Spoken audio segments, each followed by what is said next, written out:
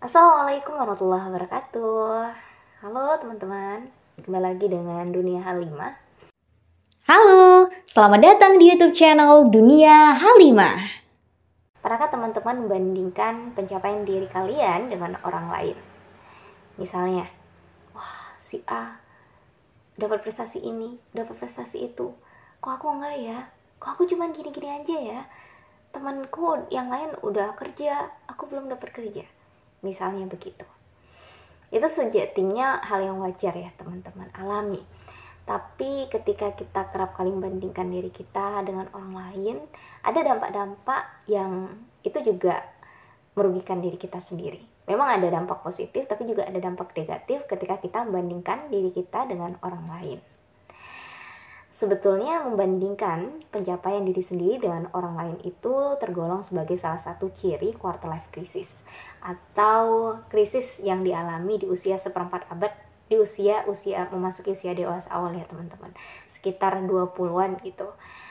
Ada juga yang bilang dari usia 18 sampai usia 25, tapi ada juga yang bilang usia 20 sampai 30. Itu cukup relatif ya teman-teman. Tapi itu memang ada tandanya gitu. Ada beberapa dampak, setidaknya dikelompokkan jadi dua ya, dampak dari membandingkan diri kita dengan orang lain. Yang pertama adalah dampak positif, yang kedua adalah dampak negatif. Membandingkan pencapaian diri sendiri dengan orang lain tidak hanya berdampak negatif ya teman-teman, tapi juga ada dampak positif yang bisa kita ambil. Dampak positif yang pertama, ketika kita membandingkan diri kita dengan orang lain, kita jadi termotivasi atau terinspirasi. Misalnya nih, kita ngelihat, wah senior kita ternyata berprestasi, dapat beasiswa. Kita jadi lebih semangat untuk terus-menerus belajar agar kita bisa seperti dia. Kita jadi lebih berani untuk menetapkan tujuan kita.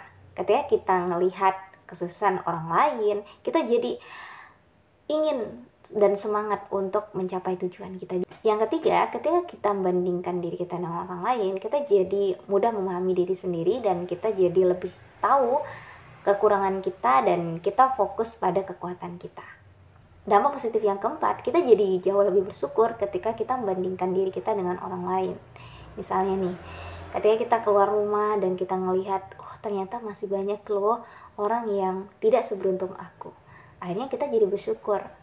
Hari ini kita dapat kesempatan mengenyam pendidikan, itu jauh lebih beruntung dibandingkan mereka yang tidak memiliki kesempatan untuk mengenyam pendidikan. Kita ini jauh lebih beruntung karena masih diberikan kesempatan untuk bekerja dibandingkan mereka yang bingung cari pekerjaan. Itu ketika kita bandingkan diri kita dengan orang lain yang lebih kekurangan dari kita akan ngerasa jauh lebih bersyukur. Meskipun dampak positifnya dari membandingkan diri kita dengan orang lain itu juga banyak, ternyata ada juga dampak negatifnya dari membandingkan diri kita dengan orang lain. Yang pertama, kita jadi kurang percaya diri, kita jadi ngerasa insecure, ngerasa rendah diri. Wah, temanku udah kayak gini, udah kayak gitu, aku kayak gini ya. Alih-alih berusaha untuk memperbaiki diri, grow, berusaha untuk menambah keilmuan, enggak, malah kita jadi rendah diri, ngerasa enggak punya pencapaian begitu, dan ngerasa enggak layak untuk muncul.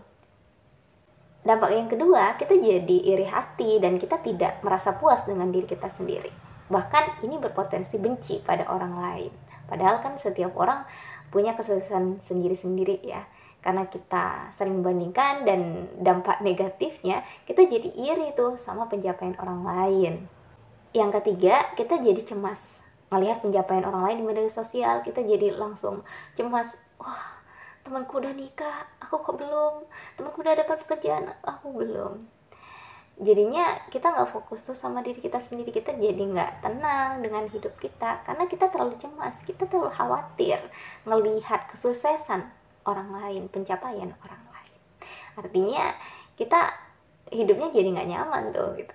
Dampak yang keempat, kita jadi kehilangan identitas diri kita karena kita sering membandingkan diri kita dengan orang lain. Kita terlalu fokus pada orang lain sampai-sampai kita nggak lagi peduli pada identitas diri kita sendiri. Padahal setiap kita punya potensi, punya kekuatan yang bila diasah dan kita fokuskan, itu akan menjadi sebuah kesuksesan yang akan berbeda dengan orang lain.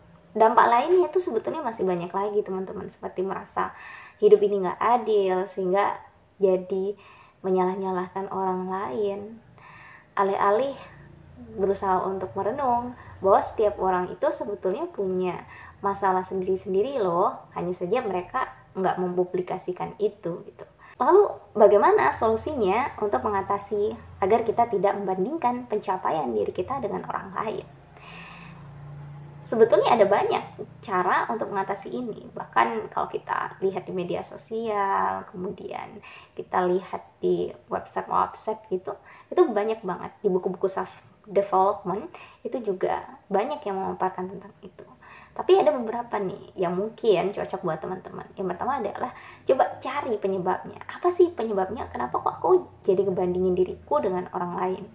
Kalau misal kalian pas nonton medsos, misalnya lihat Instagram atau story WA, ternyata kalian langsung ngerasa kayak iri, langsung ngebandingin dari diri sendiri dengan orang lain, berarti kan pemicunya adalah kalian ngelihat medsos orang lain kan. Artinya solusinya adalah coba berhenti untuk tidak melihat postingan orang lain gitu. Yang kedua adalah coba self talk, ngomong sama diri sendiri. Kalau bisa sih sugesti ya teman-teman, afirmasi ke diri sendiri bahwa aku spesial, aku unik, aku wonderful, aku adalah satu-satunya, dan karena aku satu-satunya maka nggak ada tuh aku yang kedua gitu. Itu ngomong sama diri sendiri bahwa kamu berharga, kamu itu spesial, jadi jangan bandingkan diri kamu dengan orang lain. Selanjutnya kamu bisa membuat list pencapaian mulai dari kamu kecil sampai sekarang, dan setelah kamu menulis itu, coba baca lagi. Biasanya nih, ketika kita sudah melihat pencapaian kita yang luar biasa itu, kita jadi merasa, wah ternyata banyak loh pencapaianku selama ini. Dan kita akan ngerasa, jadi aku harusnya nggak usah membandingkan diriku dengan orang lain, karena aku juga punya pencapaian. Selanjutnya, kamu juga bisa berhenti melihat media sosial. Ini juga sudah Halimah coba praktikkan ya. Beberapa tahun terakhir Halimah mencoba mengurangi itu, dan Halimah merasa jauh lebih tenang dan jauh lebih bersyukur. Lalu apakah Halimah nggak pernah mengalami quarter life crisis ya? Salah satunya dengan membandingkan diri sendiri dengan orang lain. Tentu juga nggak mengalami ya teman-teman. Tapi Halimah punya tips and trick untuk mengatasi itu sesuai dengan diri Halimah sendiri. Coba teman-teman fokus pada kekuatan teman-teman sendiri. Karena sejatinya kita emang punya kekurangan dan kelebihan ya. Tapi ketika kita lebih fokus pada kekurangan kita jadi mandek di situ. Kita hanya berhenti di situ dan kita nggak bisa grow, nggak bisa bertumbuh gitu. Jadi coba fokus pada kekuatan kita yang bisa kita kembangkan. Potensi-potensi apa yang bisa kita kembangkan? Mungkin hobi kita, atau kita punya skill lain yang itu bisa dikembangkan sehingga kita jadi jauh lebih berharga, jauh lebih percaya diri dengan kekuatan-kekuatan yang kita miliki. Itu beberapa tips and trick yang bisa teman-teman lakukan. Selain itu sebetulnya masih banyak lagi cara-cara untuk mengatasi agar kita tidak membandingkan diri kita dengan orang lain. Mulai sekarang, yuk kita belajar untuk tidak lagi membandingkan pencapaian diri kita dengan orang lain. Boleh membandingkan, asalkan kita dapat mengambil sisi positif dari membandingkan diri kita dengan orang lain. Segitu saja, terima kasih. Wassalamualaikum warahmatullahi wabarakatuh. Thanks for watching. See you.